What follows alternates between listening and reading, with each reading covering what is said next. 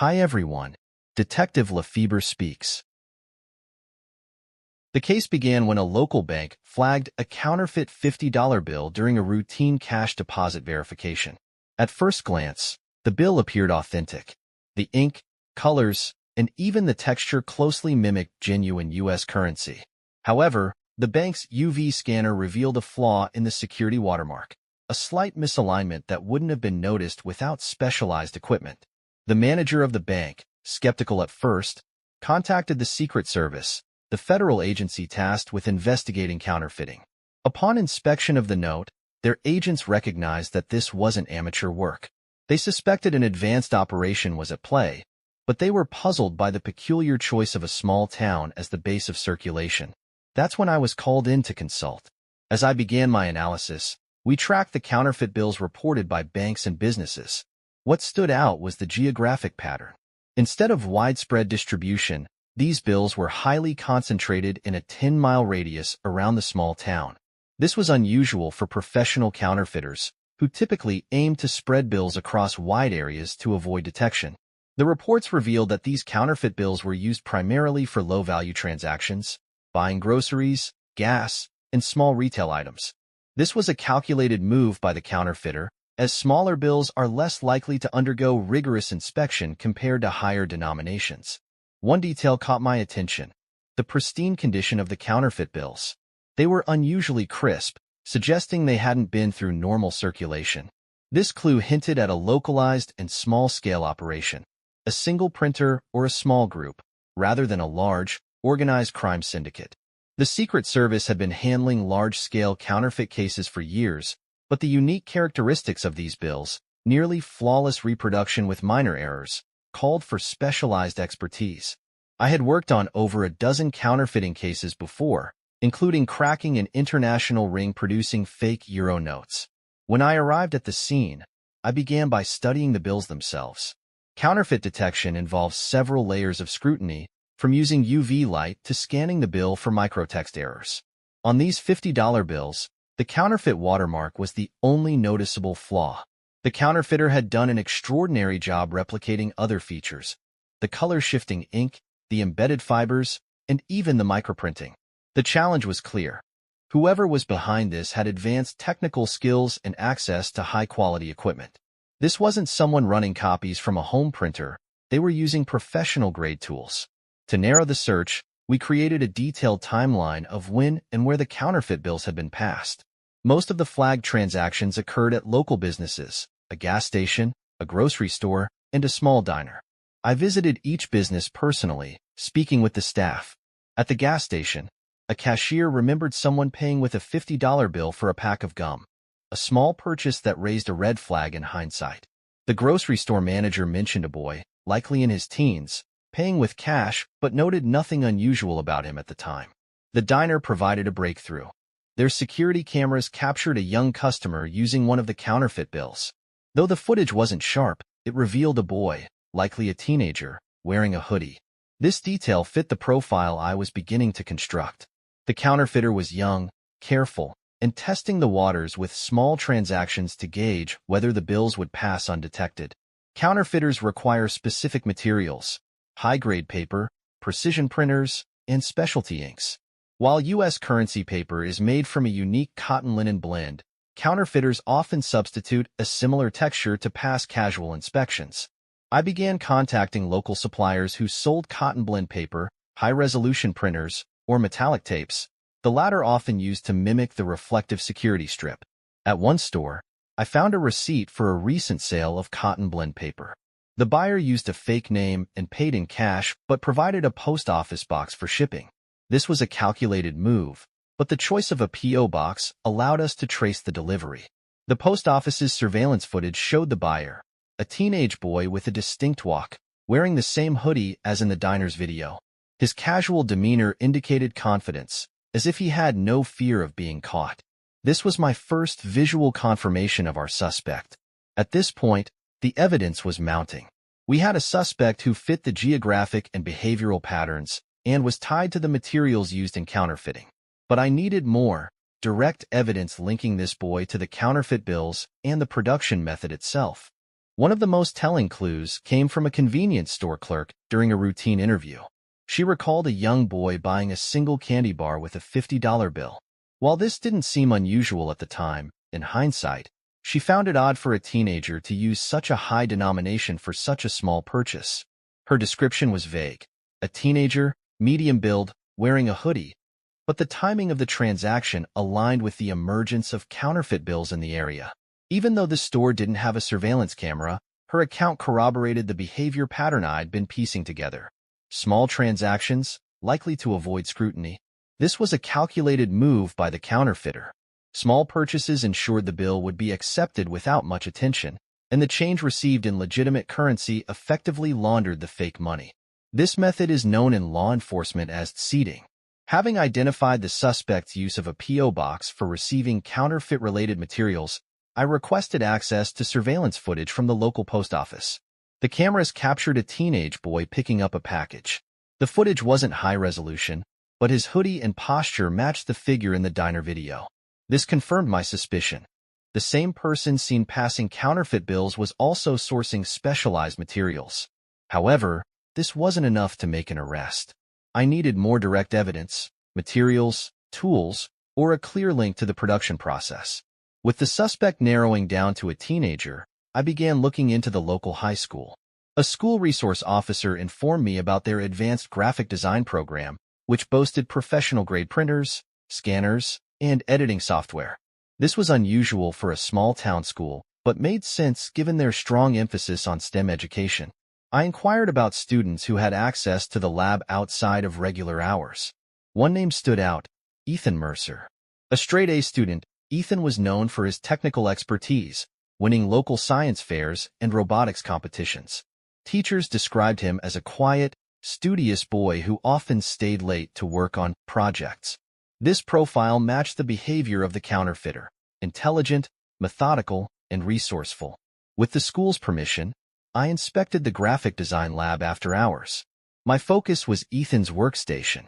While the school's policy was to clear out student projects weekly, scraps of specialized paper and discarded test prints were found in the trash near his desk.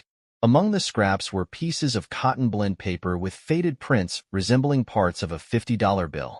The precision of the alignment and the layering of colors indicated advanced equipment and meticulous attention to detail. While these fragments weren't complete counterfeit bills, they were enough to suggest that someone had been experimenting with reproducing currency. At this stage, I built a behavioral profile of Ethan Mercer. Counterfeiters, especially those as young as Ethan, often fit a unique psychological mold. They view their actions not necessarily as criminal but as a challenge, a way to test their skills and outsmart the system. Ethan's academic achievements and his choice to use small denominations for low-value purchases suggested a calculated, rational mind. However, interviews with his classmates revealed another side to Ethan. Despite his academic success, he was socially isolated and often spent hours alone in the design lab. A former friend mentioned that Ethan had recently become secretive, refusing to talk about his after-school projects. This secrecy, coupled with his access to advanced equipment, reinforced my belief that Ethan was the counterfeiter. But I still lacked the smoking gun, the tools or finished bills that tied him directly to the crime. The case was gaining momentum, but I needed to confirm Ethan's direct involvement. The following steps would focus on observing his behavior outside of school, connecting him to the counterfeit bills passed in town, and potentially setting a trap to catch him in the act. At this point in the investigation, Ethan Mercer was my prime suspect, but I needed solid evidence to link him to the counterfeit bills. Direct observation was the next logical step. Using plainclothes surveillance, I began discreetly tracking his movements. Ethan's behavior was largely unremarkable. After school, he visited local shops and occasionally purchased small items, paying in cash. On one such occasion, I witnessed him buying a pack of gum at a gas station and paying with a $50 bill. I acted swiftly to retrieve the bill from the cashier. A quick UV scan revealed the same flaw in the watermark that had identified previous counterfeit bills. This was the first concrete link between Ethan and the fake currency. To understand the extent of Ethan's operation, I needed to reconstruct how he was producing the counterfeit bills. Based on the evidence collected so far, scraps of specialized paper, test prints, and the pristine condition of the fake bills. I deduced his process involved high-resolution scanning. Ethan likely scanned genuine $50 bills, capturing every detail of their intricate design. Digital editing. Using advanced graphic design software, he corrected any imperfections in the scans and overlaid security features. Professional printing. The precision of the ink alignment suggested the use of a commercial-grade printer, likely from the school's lab. Security features. The most ingenious part of his operation was replicating the reflective security strip using metallic tape. This feature was enough to fool casual inspections. Understanding his process provided critical insight into his skill level and resourcefulness. However, I still needed direct evidence tying Ethan to the production of the bills. I revisited Ethan's high school, this time focusing on his classmates and teachers. His graphic design teacher described Ethan as exceptionally talented, but noted a change in his behavior over the past few months. He had become increasingly withdrawn, often asking for extended time in the lab after hours. One classmate recalled Ethan giving him a perfectly crisp $50 bill as repayment for a small loan. The classmate didn't think much of it at the time, but later realized the unusual freshness of the bill. This anecdote further reinforced the pattern of Ethan distributing counterfeit bills through low-stakes transactions. I needed a way to catch Ethan red-handed. Working with the local police and school administrators, I devised a plan. A local office supply store was set to receive a shipment of specialized cotton blend paper. The store owner, aware of the investigation, casually mentioned the shipment in a conversation overheard by several customers. As predicted, Ethan showed up at the store the following day, asking about the paper. The store owner, following our instructions, confirmed its arrival and watched as Ethan purchased a ream of the paper using cash. This was a critical moment, as it established Ethan's direct interest in acquiring materials essential for counterfeiting. Armed with mounting evidence, I obtained a search warrant for Ethan's home. Upon arrival, Ethan's parents were cooperative but visibly stunned. In Ethan's bedroom, I found the tools of his trade: a high-resolution scanner and printer, a partially used ream of cotton blend paper, sheets of metallic tape identical to the security strips in the counterfeit bills, several incomplete counterfeit $50 bills, along with test prints showing different stages of his process. Faced with the overwhelming evidence, Ethan admitted to his actions during questioning. He explained that it began as a challenge to see if he could replicate a $50 bill. However, after succeeding, he realized he could use the fake money to help his family, who were struggling financially. What started as an experiment spiraled into a full-fledged operation. After Ethan's confession and the seizure of his equipment, my focus shifted to assessing the full scale of his counterfeiting operation. Working alongside the Secret Service, we tracked the distribution of the counterfeit bills Ethan had passed. By analyzing surveillance footage, interviewing local businesses, and examining recovered bills, we estimated that he had produced approximately $5,000 in counterfeit $50 notes. The majority of the bills had been used locally, primarily at small businesses. These were mom-and-pop stores, gas stations, and diners, places less likely to use advanced detection methods. This choice revealed Ethan's strategic thinking, targeting businesses with minimal risk of discovery. However, the impact on the local economy was significant. Small businesses, many of which operated on thin margins, had unknowingly accepted counterfeit bills. For them, these losses were tangible and deeply felt. Counterfeiting U.S. currency is a federal offense, and the Secret Service was heavily involved in the case from the outset. Given the sophistication of Ethan's operation and the damage caused, there were initial discussions about pursuing harsh penalties to set an example. However, several mitigating factors came into play. Ethan's age. At just 16, Ethan was a minor, and the legal system generally seeks rehabilitation over punishment for juveniles. No prior record. Ethan had no criminal history and was otherwise a model student. Cooperation. Ethan's full confession and willingness to assist in the investigation worked in his favor. Ultimately, the decision was made to charge Ethan in juvenile court, where the focus would be on reform rather than punishment. The case sparked a heated debate within the community and among the investigative team. Ethan's technical brilliance was undeniable, but his actions had caused real harm. Was he a criminal or a misguided teenager who needed guidance? Some argued that leniency would send the wrong message, potentially encouraging others to exploit their skills for illegal activities. Others pointed out the systemic issues at play: Ethan's family's financial struggles and the lack of ethical guidance for tech-savvy youth. For me, this case was a stark reminder of the dual-edged nature of intelligence. Ethan's talent, if properly channeled, could be a tremendous asset. But left unchecked, it had the potential for significant harm. The juvenile court proceedings were straightforward, given Ethan's full cooperation and the evidence against him. The judge, recognizing Ethan's potential, opted for a rehabilitative approach. His sentence included probation. Ethan was placed under close supervision for 2 years. Community service. He was required to complete 500 hours of service, including speaking to local schools about the consequences of his actions. Financial ethics classes. Ethan attended mandatory classes to understand the ethical implications of his skills and the responsibilities that came with them. Restricted access. Ethan was prohibited from using high-grade printing or scanning equipment without supervision during his probation period. The sentence was designed not only to hold Ethan accountable, but also to steer him toward a constructive path. One of the most remarkable outcomes of this case was the opportunity that arose for Ethan after his sentencing. A local cybersecurity firm, impressed by his technical abilities, offered him a supervised internship. Their reasoning was clear: someone with Ethan's skills could be invaluable in combating cybercrime and fraud.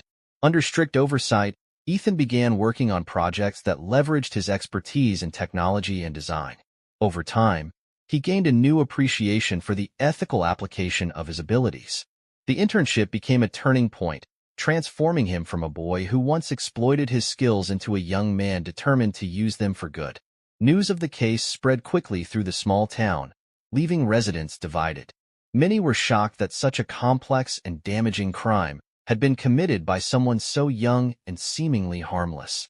Business owners who had been affected by the counterfeit bills were understandably upset, though most recognized that Ethan's actions weren't motivated by greed but desperation and a desire to help his struggling family. Community leaders, however, saw an opportunity. They began organizing workshops and programs at local schools to teach students about the ethical use of technology. Ethan's case became a cautionary tale, underscoring the importance of responsibility when handling advanced tools. One of the conditions of Ethan's probation was making restitution to the businesses harmed by his counterfeiting. While he couldn't repay the losses directly, his community service included working for some of the businesses impacted by his crime. Ethan painted fences, stocked shelves, and ran errands, giving him a first-hand understanding of the challenges these small businesses faced. This hands-on restitution wasn't just about making amends. It was about teaching Ethan empathy and accountability. Over time, many of the business owners came to respect him for his dedication and remorse. Ethan's internship at the cybersecurity firm became a turning point in his life. Under the mentorship of seasoned professionals, he learned how his skills could be applied ethically to protect others from fraud and cybercrime. He worked on real-world projects, helping to develop tools to detect phishing scams and identify counterfeit documents. As part of his rehabilitation, Ethan also began giving talks at local schools and community centers. He shared his story openly, detailing how a mix of talent, curiosity, and poor judgment led him down the wrong path. His candidness resonated with young audiences, many of whom saw a reflection of themselves in his story. From a law enforcement perspective, this case highlighted the growing threat posed by tech-savvy individuals with access to advanced tools. It underscored the importance of staying ahead of technological trends and equipping officers with the knowledge to identify and combat high-tech crimes. The case also reinforced the value of collaboration between local police, federal agencies, and private sector experts. Without the combined efforts of the Secret Service, school administrators, and local business owners, the investigation might not have been resolved so efficiently. Years after the case, Ethan's story became an inspiration, not just in his community but across the tech and law enforcement world. He eventually pursued a degree in cybersecurity and became a consultant, working with government agencies to develop strategies for detecting and preventing counterfeiting. His transformation from a teenage counterfeiter to a respected professional became a testament to the power of second chances and the importance of guiding young talent. The case left a lasting impact on his town, fostering a culture of awareness about financial crimes and the ethical use of technology. This case remains one of the most unique investigations I've handled, not because of the crime itself, but because of the person behind it. It served as a stark reminder that intelligence and talent, when left unchecked, can lead to harm, but when guided, can be a force for good. If anything, this case demonstrated that even in the most complex crimes, there's room for redemption. The boy who once printed fortune ultimately found his purpose, and his story continues to inspire and educate.